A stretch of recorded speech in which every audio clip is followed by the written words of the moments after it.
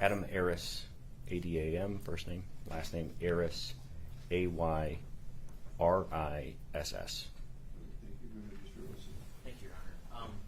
Good morning, sir. Where do you currently work? I'm a special agent with the Federal Bureau of Investigation out of the Detroit field office. And how long have you been so employed? A little over 6 years.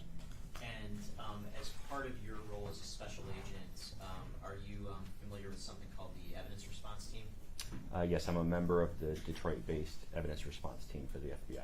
Okay. And as part of your role with that team, did you participate in the search of a particular vehicle back on January 19th of 2022?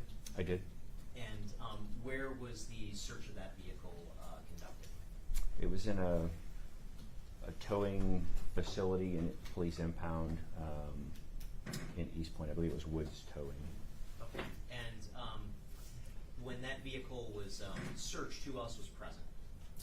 So we had various members of our evidence response team serving different roles on the team for that search, as well as a detective out of Eastpointe PD. I believe it was Detective Brian Showers. Okay. And what was the sort of basis of authority to search that particular vehicle, if any, that you had? There was a search warrant issued out of Macomb County a few days prior. I believe it was on the 16th. Which authorized the search of that particular car by VIN number, plate, make, and model. And it authorized the FBI to render technical assistance to the state entity that was requested. Okay. And when you were part of the search of the vehicle, was that before or after the cadaver dog would have been present for the search? So as I was there that day, it was my understanding that a cadaver dog sometime prior to our arrival, mid-afternoon on the 19th, and I'm not sure when, but a cadaver dog had alerted to the trunk area of the car. Okay. And so the dog was no longer there when you arrived, correct? That's correct. And approximately how long were you and your team on scene searching the vehicle? It was about 2.5 hours that afternoon. And what sort of evidence were you searching for in the vehicle? So we were searching for any DNA or trace evidence and any clothing or materials that could contain DNA or trace evidence. And what sort of methods were used by the team to search the vehicle?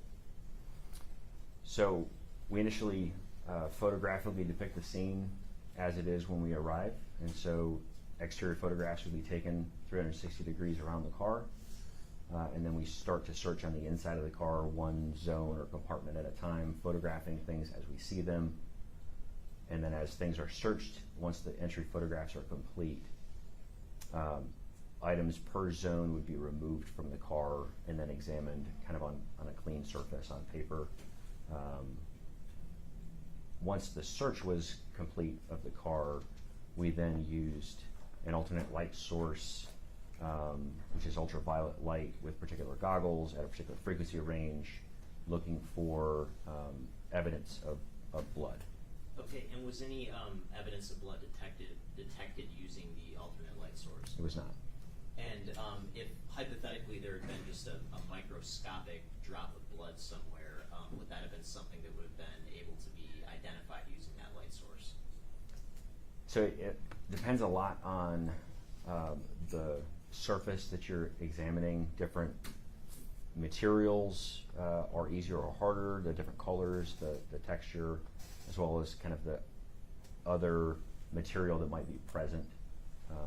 The car was really dirty, so those things add the difficulty of finding it, because the blood will it will become darker and stand out more, but if everything is dark, it's hard to see particularly a blood spot. And was the search of the vehicle documented with photos? It was. And is it your understanding that a subset of those photos are on this disc that I'm holding that's been marked as proposed exhibit 25? Yes. And to the extent those photos are on this disc, do those fairly and accurately depict what you saw when you participated in the search of the vehicle back on January 19th of 2022? So I did review proposed Exhibit 25, which I believe contains 54 photographs that depict the scene as we searched it that day of that vehicle. Okay. Your Honor, I move to admit proposed exhibit 25. No objection. Submitted. And may I publish? Sure.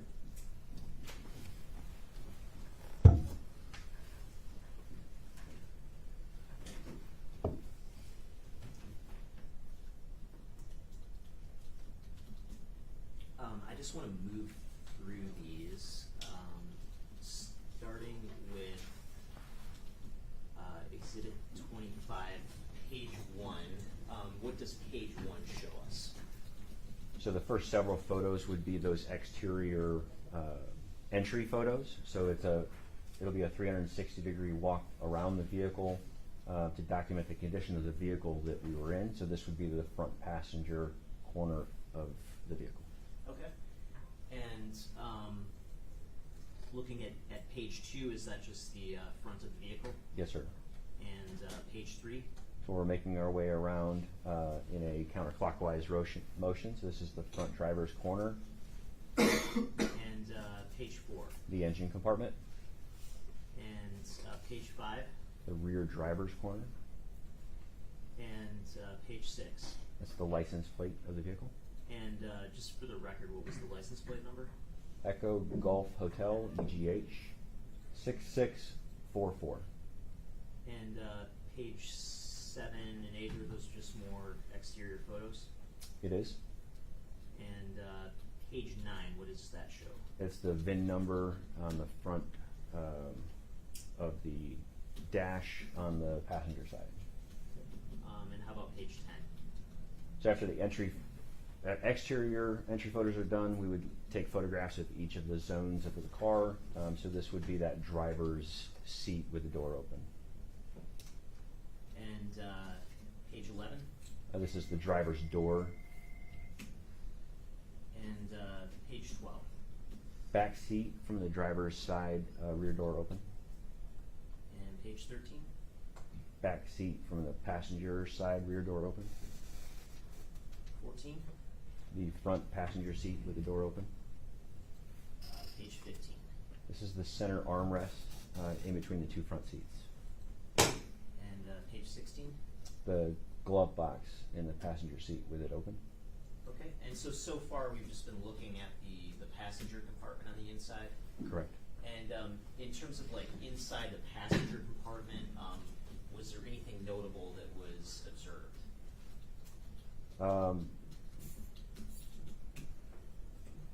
I don't believe we seized any evidence there. I know that we identified various gloves that were in there.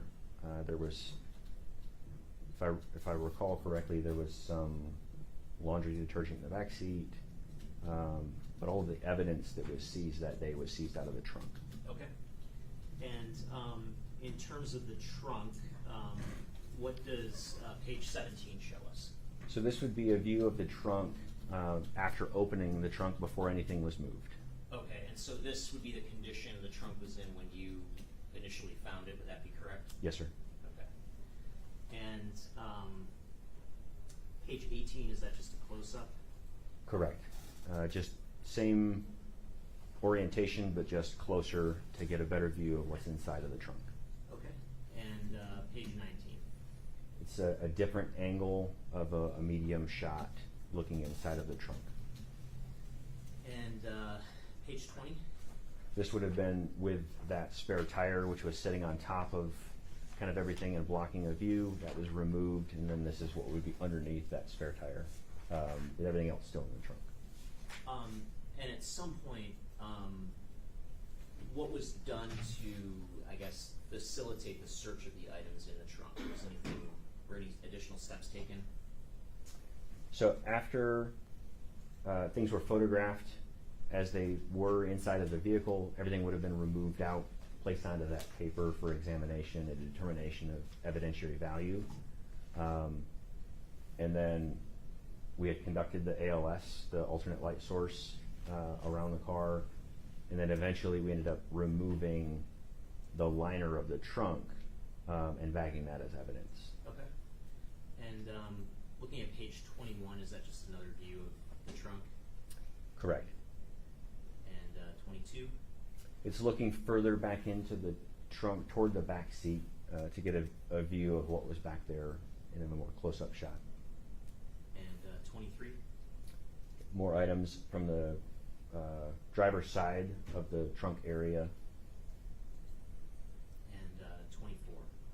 24 is the underside of the trunk lid showing the liner. Okay. And so when you say the liner, are you referring to like this sort of fabric? Right, it's kind of like a stiff felt type material that's snapped in to the metal and kind of lines the entirety of the trunk. So it's the gray part in that photo. And what does 25 show? So there were car seat covers for like bucket seats, which the vehicle had front bucket seats, and these car seat covers were not on the front seats, but they were inside of the trunk, which was interesting. So we were photographing those car seat covers, just kind of laid out a little bit better. Okay, and those were under, those would have been like under the items that we're seeing here in, let's say, for example, slide 22? Correct. So as some things were removed because it was in layers, there was a new round of photographs taken to show what was beneath the top layers. Okay, and what does 26 show us? So the contents of the trunk had been removed at this point, and then there was a kind of a plastic molded liner inside of the trunk that held everything in place. Okay, and how about 27? This is with that plastic liner removed, and it shows the trunk lining below it. And what does 28 show us? So in the next series of photographs, these are items that have been removed from the car and placed onto the paper, and then kind of arranged so that they could be photographed and documented. And so this photograph shows items that were taken out of Zone A, which you can see written on the top of that paper, which I haven't looked recently at the sketch, which would show where it was, but I believe Zone A was the driver's compartment. Okay. And 29, is this just a continuation of It Zone is A? a continuation of Zone A items. Okay, and in terms of what was located in Zone A, again, you mentioned some gloves. Anything else notable that you observed? It was paperwork, business cards, some receipts, but nothing that stands out in my memory, nothing that we seized. So we'll photograph things that are there, and the photographs might later be relevant, even if we didn't seize the items. So we try to capture everything that was there. Okay. And moving to page 30, are we in Zone B now? This is Zone B items, which would be the front passenger seat. And 31, is that a continuation of Zone B? It is a continuation of Zone B, which would also include the glove box. So these items may or may not have been taken out of the glove box. And how about 32? Which area does this come from? So this is items taken out of Zone C. Zone C would be the rear driver's seat compartment area, the driver's side rear seat. And is 33 a continuation of Zone C? It is. And how about 34? What's Zone D? Zone D is the rear seat on the passenger side, and these are items taken out of Zone D. And is 35 a continuation of Zone D? It is. And how about 36? What are we looking at this point? So this is a photograph of the inside of the trunk after the liner was removed. So you can see the different snap points on where it was fastened. And then in the bottom of the trunk there are some of the fasteners that keep that liner in place. Okay. And 37, is that just another view of that? It is, yes, sir. And 38, it looks like we're in Zone E now. What's Zone E? Zone E is the trunk area of the car. So this photograph depicts one of those car seat covers that were removed from the trunk. Okay. And how about 39? 39 is also from the trunk, Zone E, and another photograph of the car seat cover. And 40, is that more of the same? It is. And 41? 41 was a black apron that was taken out of the trunk of the car.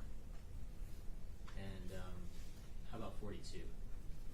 42 shows a Nike visor, a black Nike visor,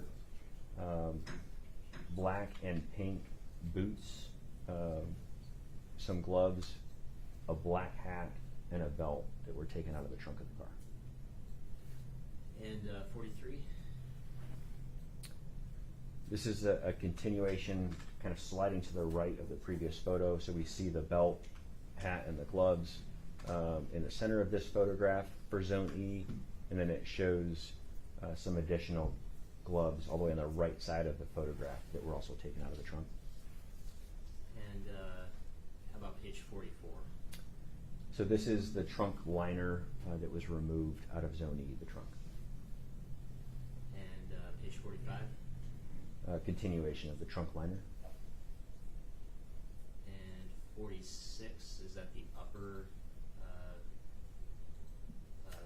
portion that you talked about earlier? I don't recall if that's the underside of the lid or if it's the part that comes up to the latch, but it's part of the trunk liner. Okay. And what does page 47 show? So page 47 is Zone E, which is the trunk area. It shows a pair of athletic shoes, some brake fluid containers, t-shirt, looks like some sort of an electrical charging device of some sort, and a piece of plastic that could be from the car. I'm not sure. Okay, and 48? Is a continuation of that same portion of Zone E. So we see the t-shirt, which was visible on the previous photograph, as well as a black and a white jacket. And 49? 49 or more items taken out of the trunk of the car. So we can see some antifreeze on the left side of the photograph, some underwear, a sock, a couple of bags, jack that was from the car itself, and it looks like some sort of a retrieval device for picking things up. And what does page 50 show? So this is continuing to slide right down the roll of paper. We can see items that were visible in the previous photograph, as well as a funnel, a piece of packaging of some sort, as well as a can of, I believe it was brake cleaner, but some sort of a can of automotive lubricant. And page 51? Some more items taken out of the trunk of the car, some papers, jumper cables, a glove, I believe it's a sock, and an ice scraper. And 52 and 53 and 54, are these just more sort of miscellaneous items in the trunk? Yes, sir. More items taken out of the trunk of the car. Now, as part of your search of the vehicle, did you collect any evidence, any physical items to preserve as evidence? Yes, we did. And which items were collected? We collected the apron, the boots, the black and pink boots, a black Nike visor, the black hat,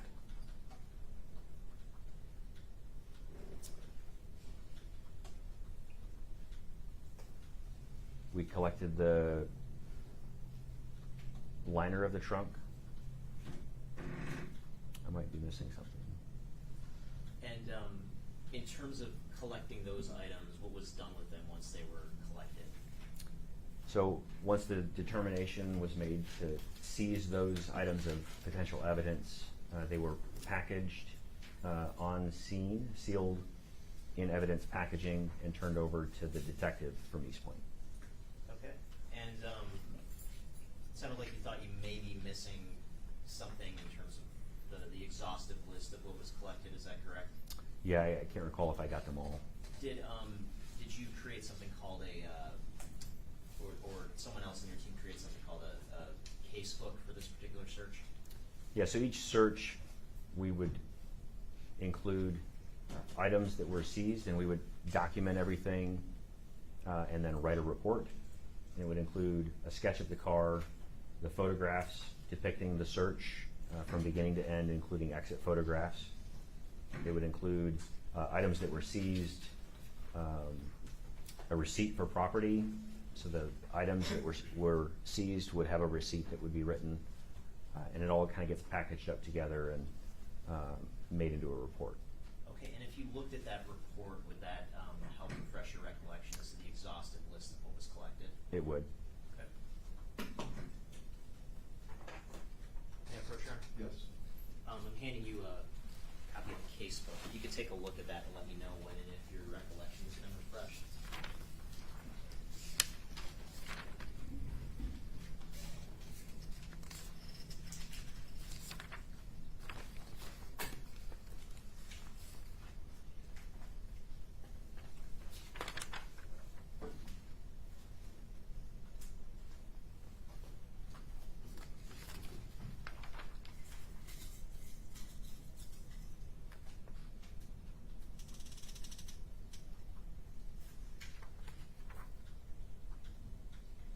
Okay.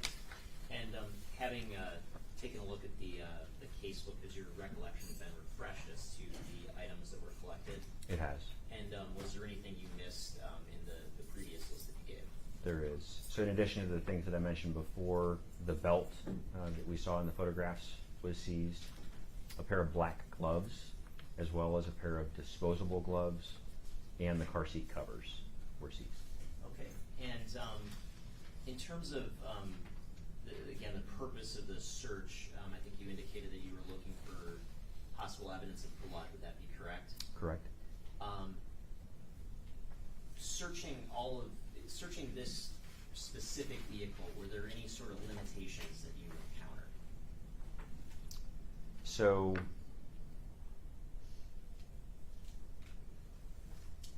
there was a time lapse between when a crime may have occurred and when we did the search. Again, that was January 19th when you did the search? January 19th was the search. And then there were a lot of automotive lubricants or bottles of them inside the vehicle.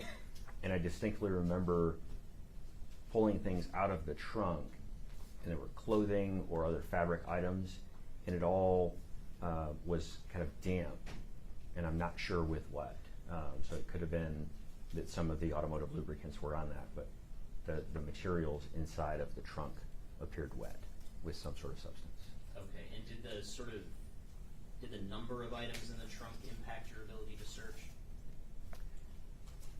There were a lot of items. Everything would have been pulled out and evaluated as a potential evidence item, but then ultimately we didn't do any forensic testing of any particular item to determine if there was or was not blood. Items that were determined to be of evidentiary value were packaged and delivered for further processing later. Okay. And in terms of that further processing, that's like not something that you play a role in, correct? Is that? Not in this case, no. Okay. And hypothetically, if when you had searched this vehicle, there had been a body in the trunk, would that have furthered your ability to investigate this case? Could you repeat the question, sir? If hypothetically, when you were searching this vehicle on January 19th, 2022, there had been a body in the trunk of the vehicle, would that have furthered your ability this case? So if the body was there when we opened the trunk, Correct. yeah, I mean, we would have to process the body and get the ME involved, the medical examiner. Does that answer your question? It would have been relevant if there had been a body, though? Significantly, yes. Okay. Thanks, nothing further. Okay, Counsel, please. Thank you. Good morning, Special Agent. Hey, good morning. Now, there were a number of other law enforcement officials there when you processed this trunk? Yes, sir. Okay. Who was in charge, like as far as deciding what was collected, how it was processed? If you could help us with that. So I was a searcher that day. The team leader for our team at the time was Special Agent Jason Chambers. Okay. As far as what was going to be seized, that would be a consultation between our team leader and the detective, so Detective Showers. Okay. And did the detective have ultimate authority, or it was more or less a shared endeavor, if you will? Ultimately, it would be whoever the OIC is, whoever the detective is, that would make a call about what's evidentiary or not. Okay. The evidence team would advise about, our expertise or what is or isn't possible. Okay. And would that been Eastpointe detective or Detroit detective, if you remember? That was in Eastpointe Eastpointe. Police Department. Yes, sir.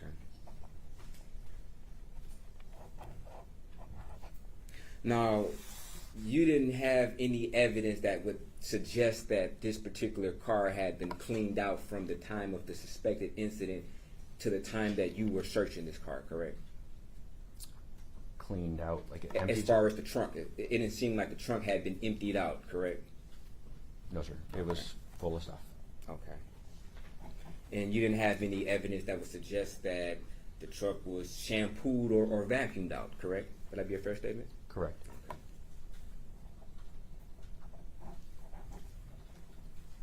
Now, once all the different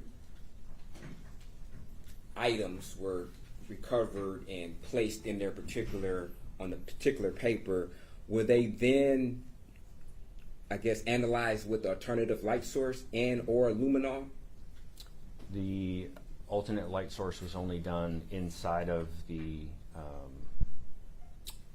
passenger compartment and the trunk of the car, In the trunk of the car? not the items that were taken out of the car. Okay, so the items the alternative light source weren't used on like various sides of the clothing or the items that were recovered from the trunk, correct? Correct, sir. Okay.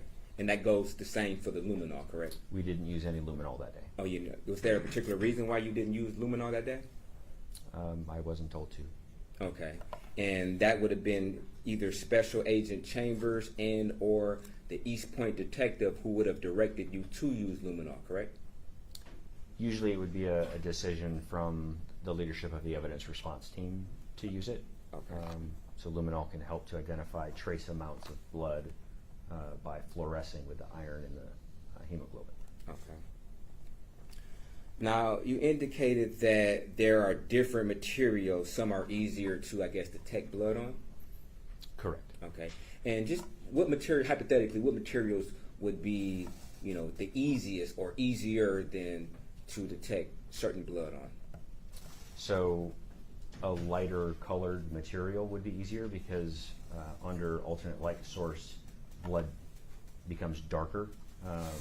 So it would contrast more as opposed to a darker fabric. Okay. So when you stated different materials, you were more or less indicating the different colors, more or less the materials such as silk or carpet. Would that be a fair statement? I was, but the material itself could matter because it has to remain on the material. So Okay. absorption would matter. Okay. Is carpet material, is that, from your perspective, is it easier to detect blood from or more difficult to detect blood on? Then what? Then, I don't know. Just relatively speaking, is it an easy substance or easy material to detect blood from? So, all things being equal, you can detect blood on carpet. Okay. If there's patterns or other stains or a darker color, it could make it harder than a lighter, plain beige carpet, for instance, that's clean, with the Okay. exception of the blood. And you stated that you took, I guess, particular interest in these car seats because they were in the trunk? Yes. Okay. Do you know whether or not these car seats actually were an exact fit for? I did not try to put them on. Oh, you put them. Okay, so you don't know whether or not they fit. Okay. No, sir. And you indicated that those car seats were eventually tagged for evidence and then processed, correct? Yes, sir. They were seized as evidence. Okay. And if you know, when the evidence was processed and seized and processed and sent for analysis, do you know where that was sent for analysis? I have no knowledge of where the evidence went after we turned it over to Eastpointe. Okay. So the FBI doesn't take a role as far as analyzing the evidence once it's collected, correct? We did not in this case, to my knowledge.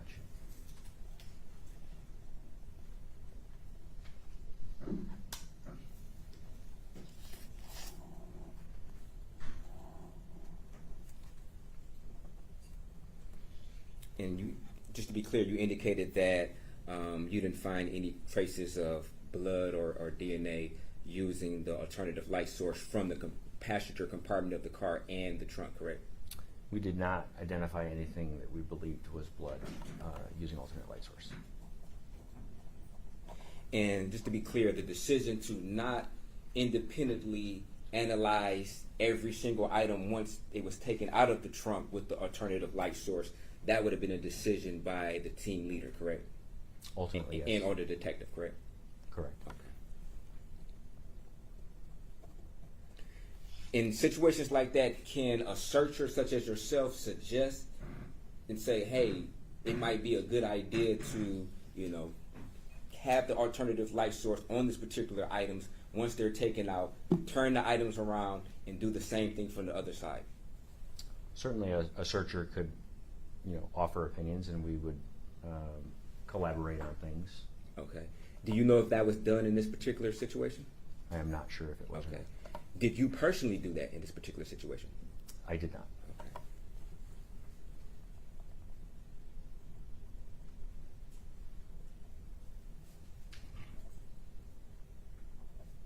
And also, from your perspective, there was no evidence that the passenger compartment of this particular vehicle had been vacuumed or shampooed from the time of the alleged incident or suspected incidents from the time you processed this car. Would that be a fair statement?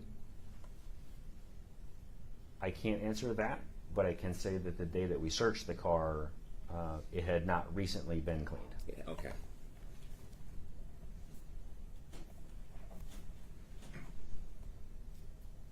Thank you, Special Agent. No further questions? You reiterate? Any questions from the jury? Steve Dunn, sir, you can step down. Thank you.